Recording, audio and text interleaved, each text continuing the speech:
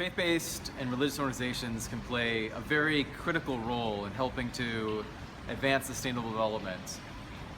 One, because they have such a significant presence in communities at a grassroots level, whether it's in rural areas or urban areas. They can help reach the most marginalized, particularly with essential services like health and education. They also can play a critical role in helping to raise awareness about the importance of sustainable development and the sustainable development goals. Religious leaders in many contexts can help play a role in building peace, particularly where there's conflict or where there's tension. And it's very important that they use their voices to advocate so that governments and other key stakeholders can be held accountable for the promises they've made around the Sustainable Development Goals. So the World Bank is trying to enhance engagement with faith-based organizations in a couple of ways. One, we want to foster greater dialogue with faith-based organizations to identify where there's common ground in order to work together to advance sustainable development.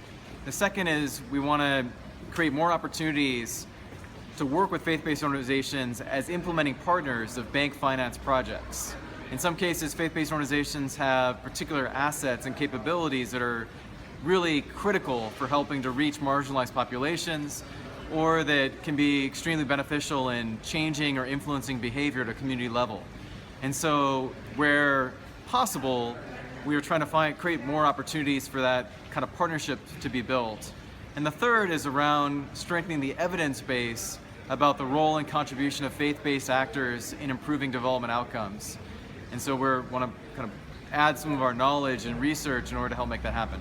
So over the last 2 days, we've been able to discuss in great detail how this moral imperative initiative and the action framework that has been developed at a global level can be applied to the Latin American context.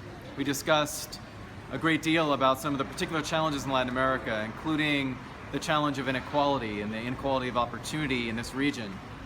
We also talked about how religious organizations and faith-based organizations could come together to contextualize the moral imperative in this region and work together to help accelerate progress in combating inequality and ultimately ending extreme poverty across Latin America.